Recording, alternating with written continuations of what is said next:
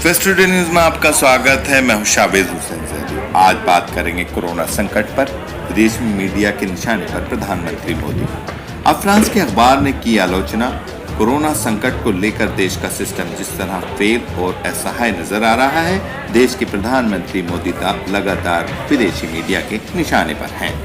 वहीं अब फ्रांस के ली मानदे अखबार में छपे लेख ने प्रधानमंत्री मोदी की बहुप्रचारित वैक्सीन रणनीति की कठोर शब्दों में आलोचना की है।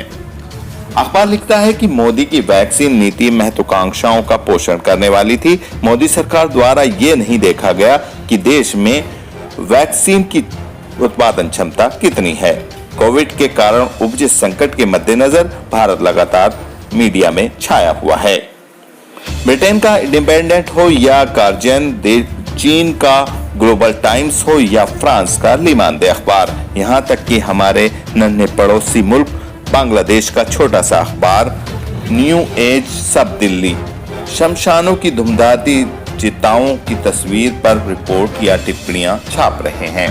फ्रेंच अखबार ली मानदे में लिखा है कि भारत की मौजूदा कोविड त्रासदी के दोषी बातों में कोरोना वायरस की अप्रत्याशितता के अलावा जनता को पहला फुसलाकर रखने वाली सियासत और झूठी हैकड़ी भी शामिल है। अखबार ने अस्पतालों और शमशानों के मंजर का चित्रण करते हुए लिखा है कि महामारी गरीब या अमीर किसी को भी नहीं बख्श रही है।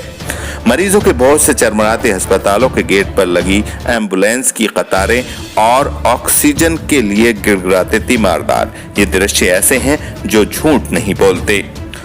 फरवरी में जिस कोरोना का ग्राफ नीचे जा रहा था, उसकी लाइन अब लंबवत खड़ी है। देश की इस हालत के लिए सिर्फ कोरोना वायरस को जिम्मेदार नहीं ठहराया जा सकता।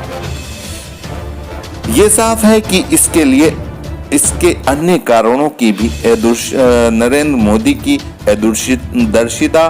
दूरदर्शिता, हैकड़ी और जनता को बहला फुसला कर रखने वाली उनकी सियासत शामिल है। वहीं आज नियंत्रण से बाहर स्थिति में विदेशी मदद की दरकार है।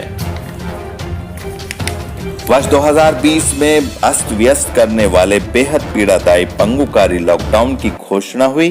करोड़ों प्रवासी मजदूरों को उनके हाल पर छोड़ दिया गया और फिर 2021 की शुरुआत में प्रधानमंत्री मोदी ने सुरक्षा में ढिलाई कर दी। मोदी ने स्वास्थ्य विशेषज्ञों के मशवरे की जगह अपने उग्र जोशीले राष्ट्रवादी भाषणों को तरजीह दी। झुकाव आत्म प्रवचना की ओर, न कि जनता को बचाने की ओर। इस तरह हालात बद से बदतर हो गए। अखबार ने अपने संपादकीय में कुंभ का भी जिक्र किया है। कहा गया है कि इस आयोजन ने गंगा को संक्रमणकारी बना दिया है। ये मानदे अखबार ने मोदी की वैक्सीन रणनीति को भी कठोर शब्दों में निंदा की है। कहा गया कि मोदी की वैक्सीन नीति महत्वाकांक्षाओं का पोषण करने वाली थी। ये नहीं देखा गया कि देश में वैक्सीन उत्पादन की क्षमता कितनी है। फ्रांस के ली मानदे अखबार के अलावा ग्लोबल टाइम्स, इंडिपेंडेंस, गार्जियन ने जलती चिताओं के चित्रों के साथ भारत के हालात पर रिपोर्ट छापी है।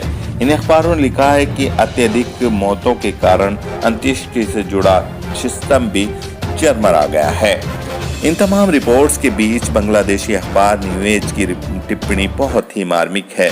लिखा है कि कोविड महामारी के चलते भारत की हालत रात के वक्त सड़क पर खड़े उस जानवर की तरह हो गई है जिसकी आंखों के सामने कार की हेडलाइट चमक रही है और वह समझ नहीं पा रहा है कि वह क्या करे। उल्लेखनीय है कि पिछले दिनों ऑस्ट्रेलिया के एक प्रमुख अखबार ने भी मोदी सरकार की कड़ी निंदा की थी।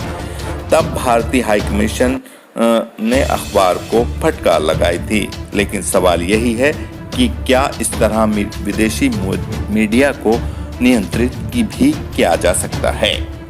हालात बद से बदतर होते जा रहे हैं। अब देखना होगा कि ये काबू में किस तरह से आएंगे। फेस्ट टुडे न्यूज को सब्सक्राइब करें, बेल आइकन दबाएं, वीडियो पसंद आने पर शेयर जरूर करें। धन्यवाद।